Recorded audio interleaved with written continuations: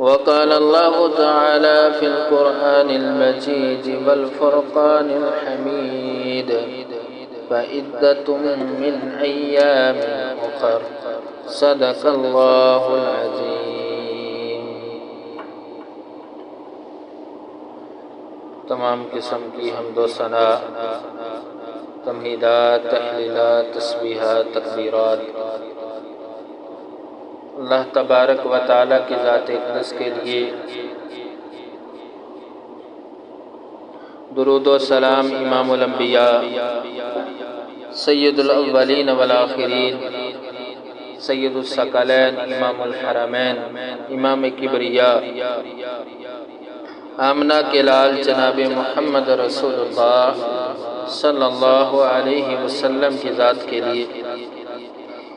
میرے محترم سامعین کرام، جو آیت کریمہ میں نے آپ کے سامنے تلاوت کی ہے، فعدۃ من ایام اخر، کہ تم روزوں کی گنتی دوسرے ایام میں پوری کرو۔ جس طرح اللہ تبارک و تعالیٰ کے فضل و کرم سے ہم نے رمضان المبارک کا بابرکت رحمتوں اور سعادتوں والا مہینہ پایا، پھر اس مہینے میں حد الوسع کوشش کی کہ تلاوت قرآن، قیام و سیام، رکوع سجود، ذکر و اذکار، صدقہ خیرات، جتنی زیادہ ہو سکے اللہ تبارک و تعالیٰ کی عبادت کی جائے، وہ بدنی عبادت ہو، مالی عبادت ہو۔ ہر مسلمان نے اپنے اللہ کو خوش کرنے کی کوشش کی ہے۔ تو رمضان المبارک کے روزے اللہ تبارک و تعالیٰ نے فرض کیے ہیں۔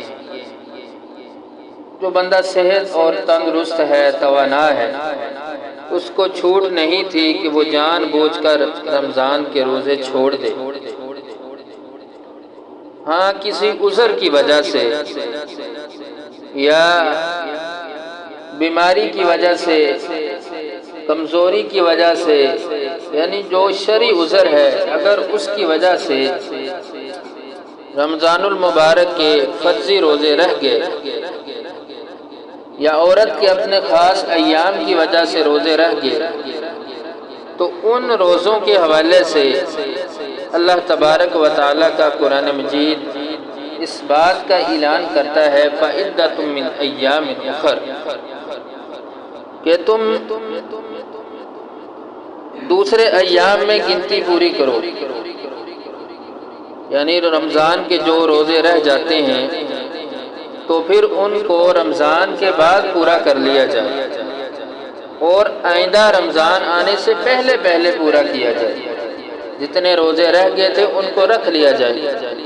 سید عائشہ رضی اللہ تعالی عنہا بیان کرتی ہیں، کان یکون علی الصوم من رمضان فما استطیع ان اقضیہ الا فی شعبان، کہ مجھ پر رمضان کے روزے باقی ہوتے، یعنی مجھ سے روزے رہ گئے ہوتے تو آئندہ شعبان میں مجھے طاقت ملتی، میں اس کو رکھ لیتا۔ یعنی رمضان سے پہلے پہلے سید عائشہ رضی اللہ تعالیٰ عنہ بیان کرتی ہیں کہ میں جو روزے رہ گئے ہوتے تھے میرے رمضان کے، میں ان کو پورا کر لیا کرتی۔ تو رمضان کے جس بندے کے روزے رہ جائیں تو اس کو چاہیے کہ اللہ تبارک و تعالیٰ کے حکم کو سامنے رکھتے ہوئے آئندہ رمضان سے پہلے پہلے اپنے روزوں کو مکمل کر۔ اور پھر یہ فرضی روزے اگر زیادہ رہ گئے ہوں تو ان کو لگاتار رکھنا، مثلا ایک بندے کے 5 روزے رہ گئے تو اس کے لیے یہ بات ضروری نہیں ہے کہ وہ رمضان کے بعد جب اپنے روزوں کی قضائی دے، روزوں کو پورا کرے تو 5 روزے مسلسل رکھے، نہیں۔ سید عائشہ رضی اللہ تعالی عنہ فرماتی ہیں، نزلت فعدۃ من ایام اخر متتابعات، پہلے یہ آیت نازل ہوئی کہ دوسرے ایام میں گنتی پوری کرو متتابعات مسلسل، فسقطت متتابعات، پھر متتابعات کا لفظ یہ سقط ہو گیا یعنی منسوخ ہو گیا، فعدۃ من ایام اخر، پھر یہی حکم باقی رہ گیا۔ تو پتہ چلا کہ رمضان کے روزے اگر زیادہ رہ گئے ہیں تو ان کی قضائی کے لیے مسلسل روزے رکھ کر قضائی ادا کرنا ضروری نہیں ہے، صرف روزوں کی گنتی پوری کرنا یہ ضروری ہے۔ ایک روزہ رکھے ایک چھوڑ بھی سکتا ہے، ایک رکھا پھر ایک چھوڑ دیا، یا مسلسل رکھ لیے، یہ بندے کی اپنی مرضی ہے، ضروری نہیں ہے کہ مسلسل روزے رکھ کر رمضان کے روزوں کی قضائی دی جائے۔ تو یہ تو رمضان المبارک کے روزوں کے حوالے سے وہ چند باتیں تھیں جن کو بیان کرنا ضروری تھا۔ اب رسول اللہ صلی اللہ علیہ وسلم رمضان المبارک کے روزوں کے علاوہ نفلی روزے بھی رکھا کرتے تھے، جس طرح یہ شوال کا مہینہ جا رہا ہے، اس میں امام الانبیاء محمد رسول اللہ صلی اللہ علیہ وسلم روزے رکھا کرتے تھے، اور نفلی روزے کی فضیلت آپ صلی اللہ علیہ وسلم نے بیان فرمائی۔ سیدنا ابو سعید رضی اللہ تعالیٰ عنہ کہتے ہیں سمعت النبی صلی اللہ علیہ وسلم، میں نے نبی صلی اللہ علیہ وسلم کو فرماتے ہوئے یہ میں نے سنا کہ من صام یوما فی سبیل اللہ، کہ جس شخص نے ایک روزہ اللہ کے راستے میں رکھا، اللہ کے لیے رکھا، فَبَاعَدَ اللَّهُ وَجْهَهُ عَنِ النَّارِ 70 خَرِيفًا، تو اللہ تعالیٰ اس بندے کے چہرے کو جہنم کی آگ سے 70 سال کی مسافت تک دور کر دیتا ہے۔ یعنی اتنی مسافت تک اللہ تبارک و تعالیٰ اس بندے کو آگ سے دور کر دیتے ہیں جو ایک روزہ، وہ بھی نفلی، فرضی کی بات نہیں ہو رہی، نفلی روزہ رکھے اور اللہ کی رضا کے لیے۔ پھر جب شوال کا مہینہ آتا تو امام الانبیاء صلی اللہ علیہ وسلم کا کیا عمل ہوا کرتا؟ رمضان کے روزے تو فرض ہیں، وہ ہر مسلمان نے رکھنے ہیں۔ پھر اس کے بعد جب شوال کا مہینہ آتا، سیدنا ابو ایوب انصاری رضی اللہ تعالی عنہ بیان کرتے ہیں کہ ان رسول اللہ صلی اللہ علیہ وسلم من صام رمضان ثم اتبعه بست من شوال فكأنما صام الدهر، کہ رمضان کے مہینے کے بعد آپ صلی اللہ علیہ وسلم شوال کے 6 روزے رکھا کرتے، فَكَأَنَّمَا صَامَ الدَّهْرَ، کہ جس بندے نے شوال کے 6 روزے رکھ لیے تو گویا کہ اس نے پوری عمر روزے رکھے، یعنی رمضان کے روزے مکمل کیے، پھر شوال کے 6 روزے رکھ لیے۔ رسول اللہ صلی اللہ علیہ وسلم نے فرمایا کہ گویا کہ اس نے پورے سال کے روزے رکھ لیے۔ اور ہر رمضان کے بعد بندہ یہی عمل کرتا ہے، رمضان کے روزوں کے بعد شوال کے 6 روزے بھی رکھ لیتا ہے، تو گویا کہ اس نے ایسے کیا ہے کہ جس طرح پوری عمر اس نے روزے رکھے۔ تو 6 روزے رسول اللہ صلی اللہ علیہ وسلم شوال کے رکھا کرتے، اور یہ شوال کا مہینہ ہے، اور ان 6 روزوں کو رکھنا سنت ہے، اور ضروری نہیں ہے کہ یہ 6 روزے مسلسل رکھے جائیں۔ 6 کی گنتی کو پورا کرنا ہے، وہ اس مہینے میں کی جائے گی، شوال کے مہینے میں اکٹھے رکھ لیے جائیں یا ان کو چھوڑ کر رکھ لیا جائے، 6 روزے پورے کرنا یہ سنت ہے۔ اور اس کے علاوہ رسول اللہ صلی اللہ علیہ وسلم ہر مہینے کے اندر، ہر مہینے میں آپ صلی اللہ علیہ وسلم چاند کی 13، 14 اور 15 تاریخ کو روزہ رکھا کرتے، اسے ایام 20 کہتے ہیں۔ جو قمری مہینے ہیں ان کے اعتبار سے جو 13، 14 اور 15 تاریخ بنتی ہے، اس کو رسول اللہ صلی اللہ علیہ وسلم ہر مہینے میں یہ 3 روزے رکھا کرتے تھے۔ سیدنا ابو قتادہ رضی اللہ تعالیٰ عنہ بیان کرتے ہیں قال رسول اللہ صلی اللہ علیہ وسلم सलास मिन कुल्लि शहर व रमज़ान इला रमज़ान फ़हाज़ा सियामुद दहरि कुल्लिही, कि आप सल्लल्लाहु अलैहि वसल्लम एक रमज़ान से दूसरे रमज़ान, यानी रमज़ान के अलावा बाकी जो 11 महीने हैं उन महीनों की 13, 14 और 15 तारीख को रोज़ा रखा करते थे। फरमाया सियामुद दहरि कुल्ली, जिसने ये अमल किया गोया कि उसने पूरे ज़माने के रोज़े रख लिए। तो ये वो नफली रोज़े हैं जिनकी तादाद बहुत कम है, लेकिन इनकी फजीलत रसूलुल्लाह सल्लल्लाहु अलैहि वसल्लम ने बहुत ज़्यादा बयान फरमाई। तो जो बंदा रमज़ानुल मुबारक के रोज़े रखता हो तो उसको ख़ास करके चाहिए कि वो इन रोज़ों का भी इहतमाम करे। और इसके अलावा रसूलुल्लाह सल्लल्लाहु अलैहि वसल्लम सोमवार और जुमेरात का भी रोज़ा रखा करते। ये नफली रोज़ों की बात हो रही है। सैयदना अबू हुरैरा रज़ी अल्लाह ताला अन्हु बयान करते हैं कि इमामुल अंबिया जनाब मुहम्मद रसूलुल्लाह सल्लल्लाहु अलैहि वसल्लम सोमवार और जुमेरात का रोज़ा रखते। तो आपसे सवाल हुआ कि अल्लाह के नबी सोमवार और जुमेरात का रोज़ा आप क्यों रखते हैं? तो आपने फरमाया तो रजुल आमालु यौमल इस्नैन वल खमीस, कि सोमवार और जुमेरात के दिन को अमाल अल्लाह की तरफ उठाए जाते हैं। जो बंदा अमाल करता है, काम करता है, वो बुरे हों अच्छे हों, तो वो अल्लाह तबारक व तआला की तरफ उठाए जाते हैं। तो फरमाया कि फ़अहब्बु अन युरज़ा अमली व अना साइम, कि मैं ये बात पसंद करता हूँ कि जब मेरे अमाल अल्लाह की तरफ उठाए जाएं तो मैं रोज़े की हालत में। तो रसूलुल्लाह सल्लल्लाहु अलैहि वसल्लम यानी हर हफ्ते के अंदर सोमवार और जुमेरात का रोज़ा भी रखा करता। तो जो बंदा इन रोज़ों को रखेगा तो वो रसूलुल्लाह सल्लल्लाहु अलैहि वसल्लम की बताई हुई फजीलत को पालेगा। और इसके अलावा इमामुल अंबिया यौम अरफा का रोज़ा रखा करता। यौम अरफा कौन सा दिन है? जुल्हज्जा की 9 तारीख, जिस दिन हज पढ़ा जाता है, उस दिन का आप सल्लल्लाहु अलैहि वसल्लम रोज़ा रखते। हाँ, यहाँ पर एक बात है कि 9 जुल्हज्जा का रोज़ा उन लोगों के लिए है कि जो हज पर नहीं हो। जो बंदा हज का फरीज़ा अदा कर रहा हो उसके लिए रसूलुल्लाह सल्लल्लाहु अलैहि वसल्लम ने 9 जुल्हज्जा का रोज़ा रखने से मना कर दिया। उसके अलावा बाकी लोग जो हज का फरीज़ा नहीं अदा करते उनके लिए है कि वो 9 जुल्हज्जा का रोज़ा रखें। तो इसे यौम अरफा कहा जाता है क्योंकि अरफात के मैदान में हज पढ़ा जाता है। इसी मुनासबत से इस दिन का नाम यौम अरफा है।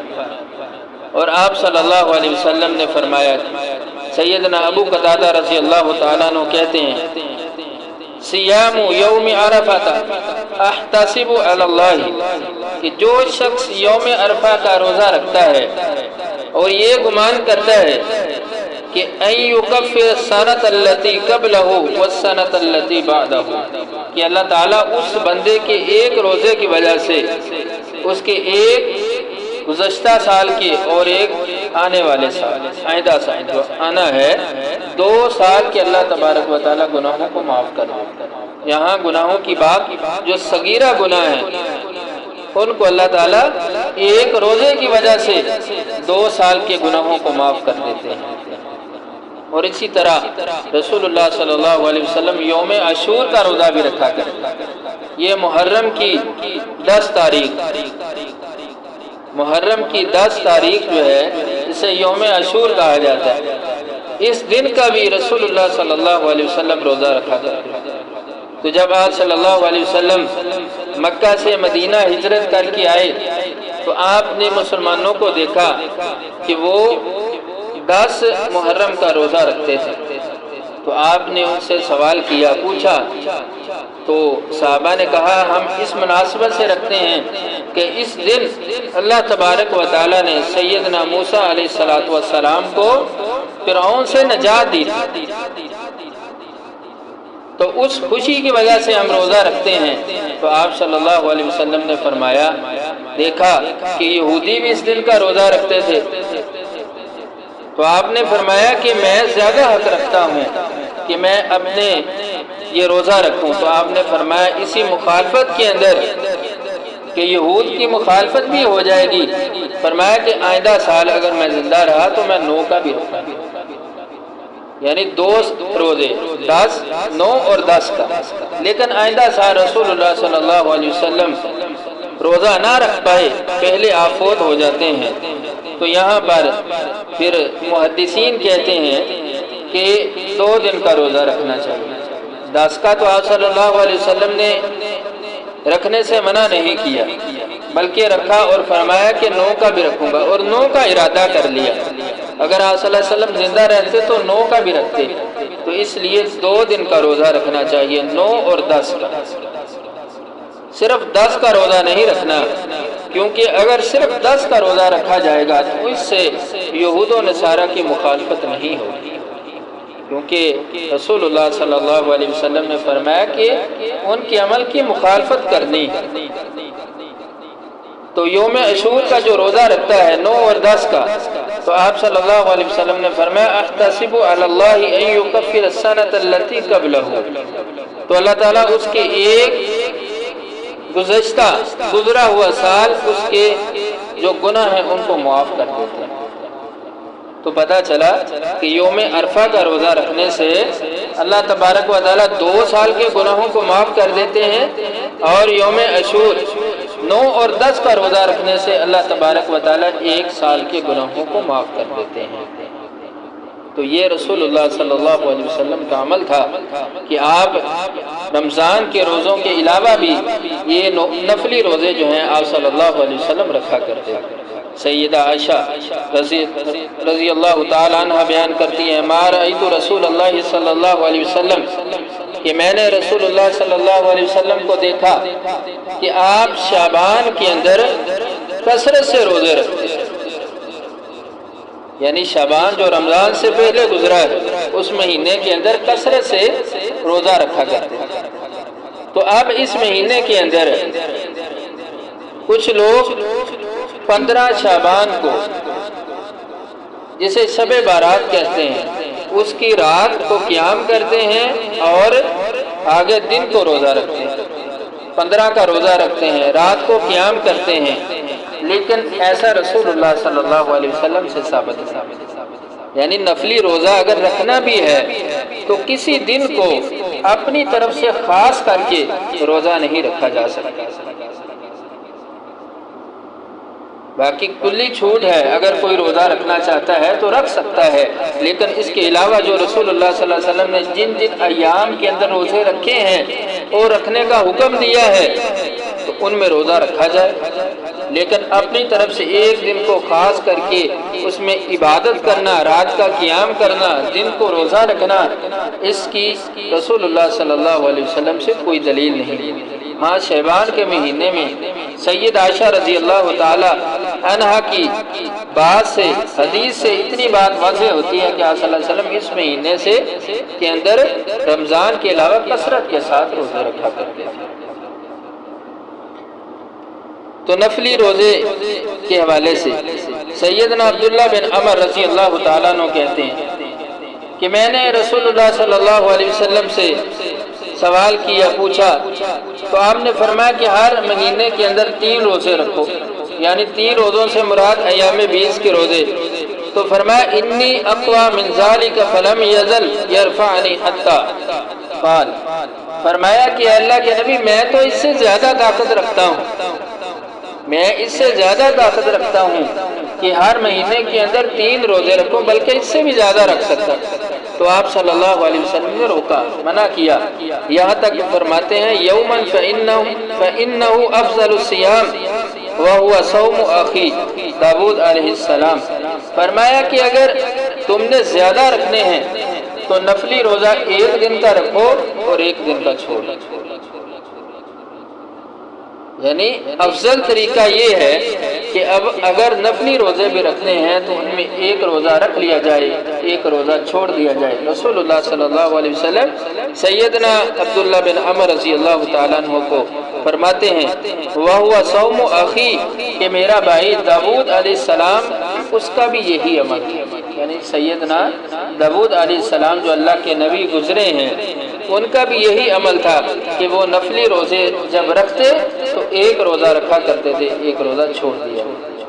تو یہ وہ چند رمضان کے علاوہ وہ نفلی روزے ہیں جو رسول اللہ صلی اللہ علیہ وسلم رکھا کرتے تھے، اور اپنی امت کو بھی اس چیز کا درس دیا ہے کہ وہ بھی ان روزوں کو رکھیں۔